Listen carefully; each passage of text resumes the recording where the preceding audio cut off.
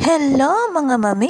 Welcome to us mga mami. At ayun nga mga mami, nag-crave ng adobong baboy. Kaya bumili ako ng baboy. At ayun nga mga mami, hindi ako gumagamit ng mantika kapag nag-adobo ako kasi may mantika ang mga karne.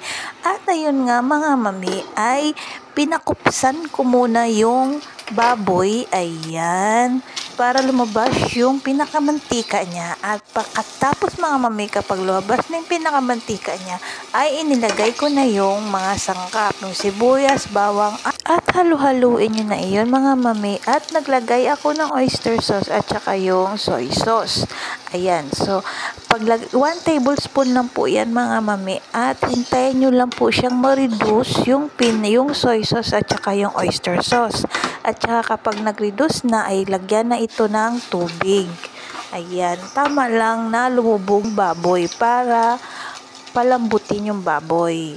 Ayan yung tubig niya. Iwas-iwas muna tayo sa mga mantika mga mami. Hintayin natin siyang lumambot mga mami. Siyempre takpan nun natin. At mga mami, lagyan natin yun ng paminta at ng laurel. Ayan. So tatakpan na natin siya pagkalagay na natin ng laurel.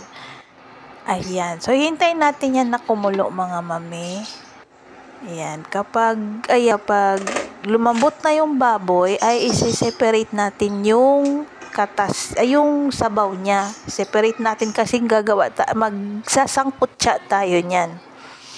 Ayan, naglagay na ako dyan ng sabaw niya o yung katas niya. Ayan. So, hintayin lang po natin mag-reduce. Pag nag-reduce po ay halu-haluin po at pwede nyo po itong gawing 2 or 3 times. Nasa inyo kung ilan po.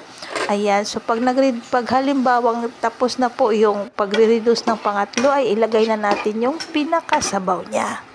At pagkalagay po ng pinakasabaw niya, ay saka po natin yung lagyan ng suka nasa huli. So, pag naglagay po tayo ng suka ay 1 or 2 tablespoon nasa inyo.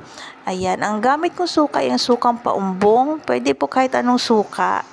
Ayan. So, ayan, luto na ang ating adobong baboy. Kaya kain na tayo mga mami. Talagang nag-crave ako nito mga mami. Matagal na akong hindi nakatikim ng adobong baboy. Ngayon lang. Kapag nailagay na natin yung suka mga mami, simmer natin siya mga 1 minute or mga 5 minutes. Kumbaga lulutuin po natin yung suka. At ayun nga mga mami, luto na. Kaya kain na tayo at tayo ay mananghalian na rin dahil nagugutom na rin ako. Ayan na yung finish pa mami. Sobrang sarap po ng aking adobong baboy.